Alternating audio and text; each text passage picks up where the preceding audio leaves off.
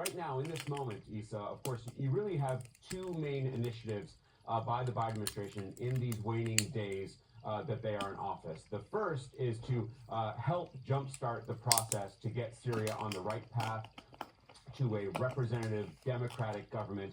U.S. officials very keen to say that this is a story for Syrians to write, that this is not a U.S. effort, but they certainly want to help guide the Syrian people along with European allies. From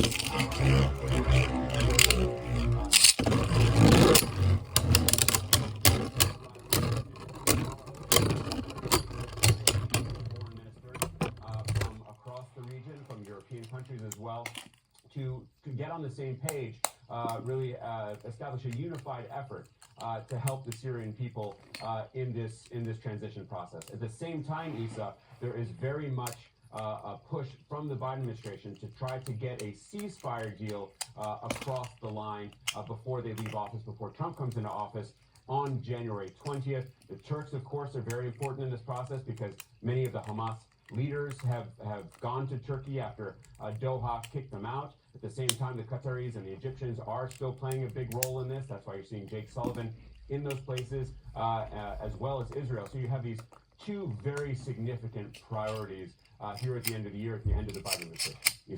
Let's focus and return to that first priority in Syria we're talking about. American diplomacy, Alex, very much engaged, like you just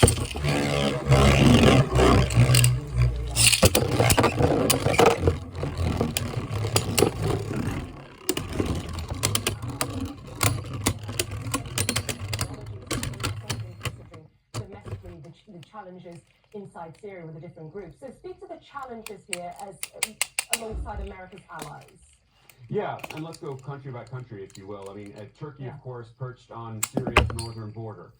Turkey has a huge role because they back so many different groups inside of Syria, because they have this rivalry with the Kurds in northeastern Syria. And as we see these scenes of jubilation in Damascus and other Syrian cities, we do continue to see fighting in the northern part of the country, particularly between the U.S.-backed Kurdish forces, the SDF, and some of the Syrian factions that are backed by the Turks. So that was a big part of the conversation between Antony Blinken and his Turkish counterpart, to make sure that as this transition process goes as peacefully as possible, that they undertake efforts, the Turks and the Americans, to make sure that that fighting does not continue, does not spiral out of control, because of course there is that very significant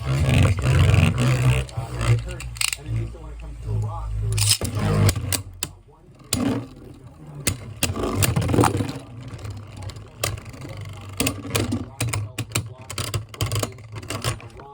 across Iraq into Syria to Shiite groups there. So you're absolutely right. There are a number of different priorities. That's why you're seeing all these different stops across the region by these U.S. officials. And we really appreciate you putting all the pieces together for us, Alex, as always. Thanks very much. And beyond the celebrations that Melissa just showed you, thousands of Syrians are also losing. Across the country, there is lingering format of death, as well as torture.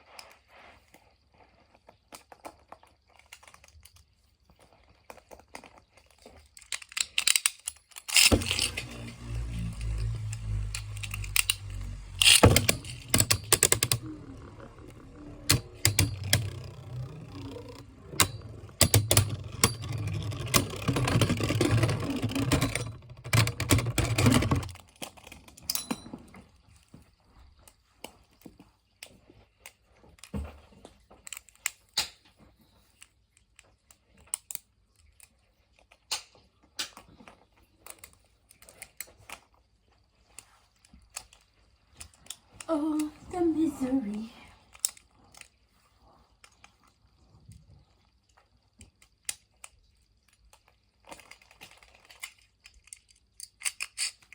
I want to put music, but it's not, I'm failing.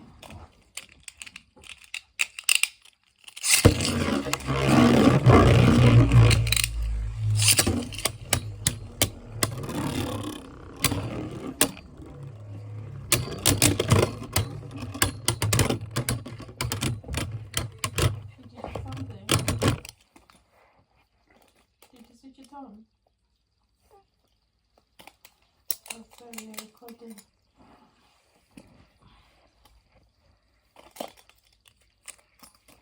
Customizing.